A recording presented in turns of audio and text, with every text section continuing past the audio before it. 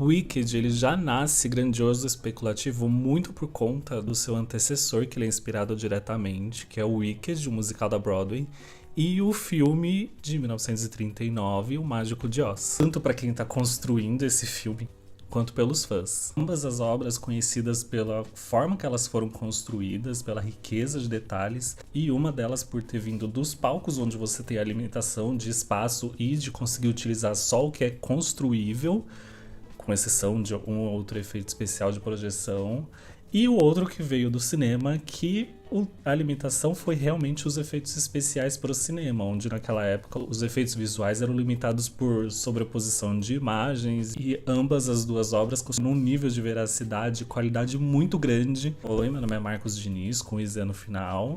Muito obrigado por estar aqui assistindo esse vídeo, se inscreva no canal, curta, compartilha. Já tem alguns outros vídeos aqui no canal referente ao filme de 1939, O Mágico de Oz. Nesse vídeo eu não vou falar em si da produção Wicked, vou falar sobre as inspirações que levaram para essa produção. O que foi levado em conta para fazer toda a cenografia e a parte visual do filme. Uma coisa boa que a gente consegue ver nesse filme, já de cara, é na vontade deles de fazer um set totalmente construível e tentar trabalhar o máximo que eles podem com cenografia e efeitos práticos, que é uma onda retornando para os filmes de grande orçamento, que estavam ali nos últimos anos começando a se limitar muito a trabalhar com fundo verde.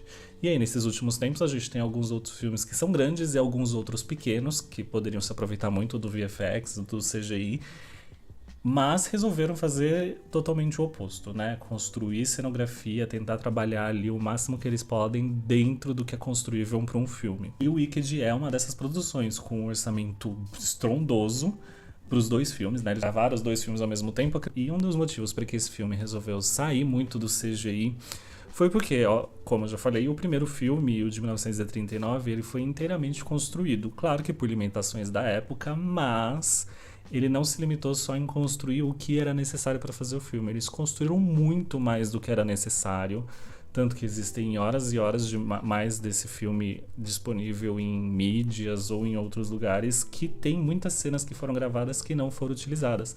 Então eles aproveitaram muito do cenário. Os cenários foram muito ricos. Foi uma das produções mais caras a ser produzida na época. Mas quando você tem um trabalho de peso muito grande, que foi o Mágico de Oz de 1939, fica difícil de você tentar criar uma história para a história do cinema, fazendo algo muito descartável. E o valor de obra quando você trabalha em cenografia, trabalha em direção de arte, sai do CGI, acaba sendo muito maior. E aí, falando sobre a cenografia em si, a produção de 1939, a direção de arte acabou ficando a cargo de William Horning e Cedric Gibbons, esse último que a gente vai acabar voltando a falar mais pra frente. E obviamente, né, a produção de Wicked, do musical da Broadway, acaba que ia se espelhar muito no trabalho desses dois artistas e da produção original, porque já tem parte do cenário que aparece no musical já foi criado, criando ali uma outra coisa a mais que não aparece na produção de 1939. Mas o que a gente vai falar aqui é do filme, que tem direção de arte do Nathan Crowley,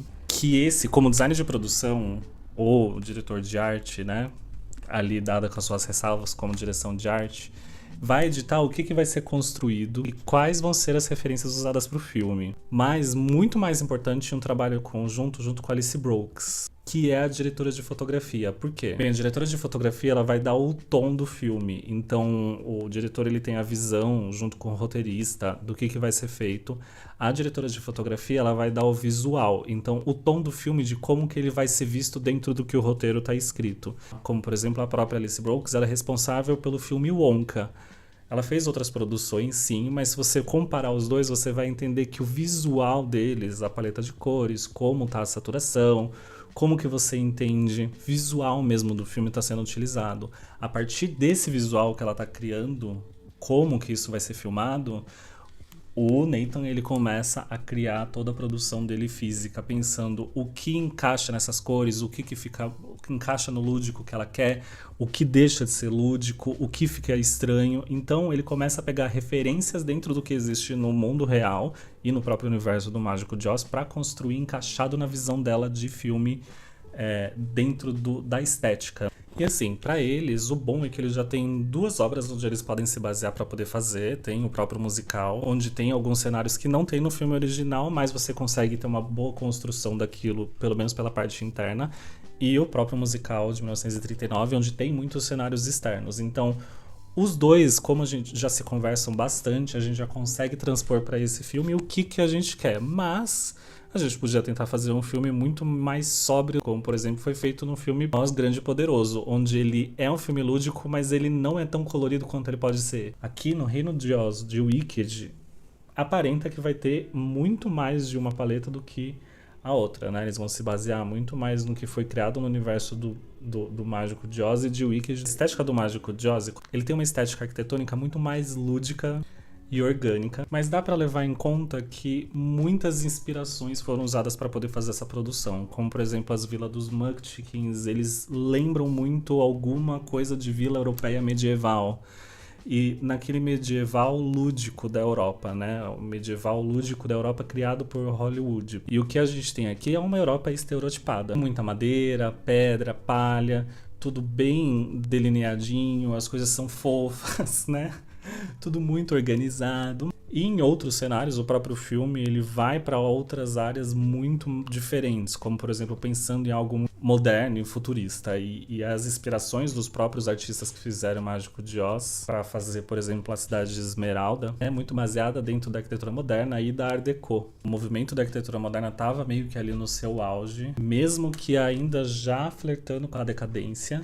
E o Art Deco que estava há um tempo já muito relevante nos Estados Unidos por ser basicamente a estética de muitas das grandes cidades que foram construídas ali no final do ano de 1800 e início de 1900. Como, por exemplo, Chicago e Nova York. O visual basicamente dessas cidades foram construídas dentro desse visual. Nada mais óbvio do que você tentar replicar um pouco disso para dentro da sua obra.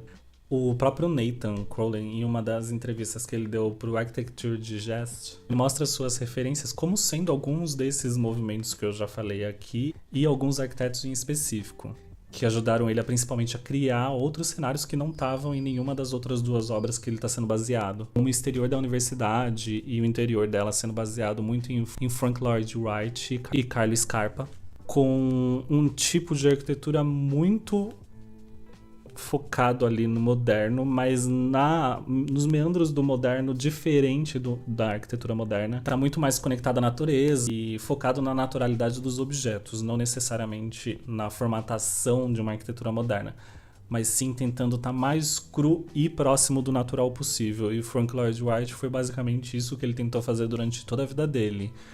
Arquiteturas lineares, às vezes até disfarçadas em meio à natureza, que tem uma obra dele que é muito famosa por isso. E o Carlo Scarpa, ele é muito famoso pelos movimentos dentro da arquitetura, onde ele trabalha muito com arquitetura em materiais brutos, né? Não chega a ser um brutalismo, porque não é uma coisa gigantesca e massiva, são coisas sutis, com trabalhos moldáveis em concreto, como por exemplo as áreas circulares dentro da universidade. São cenários que podiam muito bem ter vindo da cabeça do Carlo Scarpa. São as áreas circulares que normalmente ele usava em projetos dele, em alguns ambientes, conexões com áreas externas, e que ali está sendo usado como um outro objeto de cena. Ele referencia os elementos de Art Deco e arquitetura moderna que foram usados muito pelo Daniel Burman e Louis Sullivan, mas eles existem muitos prédios importantes, tanto em Nova York quanto em Chicago e em outras cidades muito grandes dos Estados Unidos,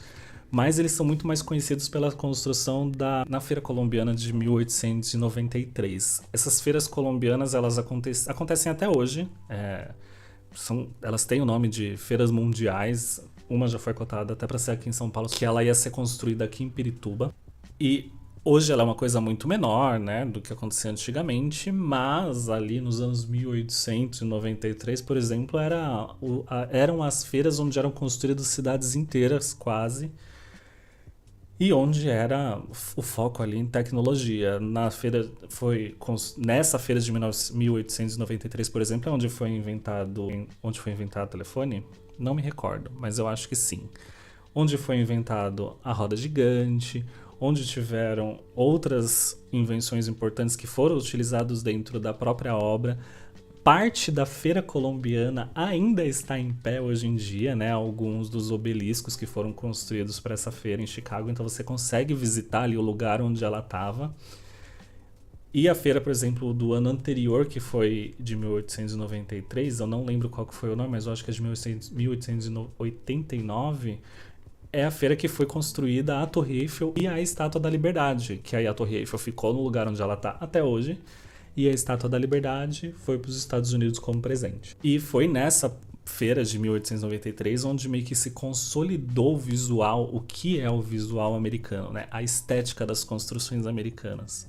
Então, muito daquilo foi replicado dentro dos filmes de certa forma, né? Não exatamente. Você faz um trabalho cenográfico, você não copia uma coisa literalmente. Você estuda aquilo para ter uma proximidade de referência, pelo menos. E essa mescla de características, ela não conta só a história de Wicked, mas conta também a história da cultura, da arquitetura e do cinema americano. Mesclas e criações tentando subverter muito estéticas diferentes, mas que estranhamente conseguem se complementar e que tornam toda a cenografia do filme Wicked em uma nova versão de steampunk, muito diferente do que a gente está acostumado ali nos filmes que aconteceram nos anos 2000. A gente consegue lembrar daquilo, mas ainda assim tá longe, e feito em uma versão, acredito que até melhorada, né? Moderna e melhorada do steampunk, com objetos de cena que a gente não vê sendo construído com tanta maestria em muito tempo no cinema,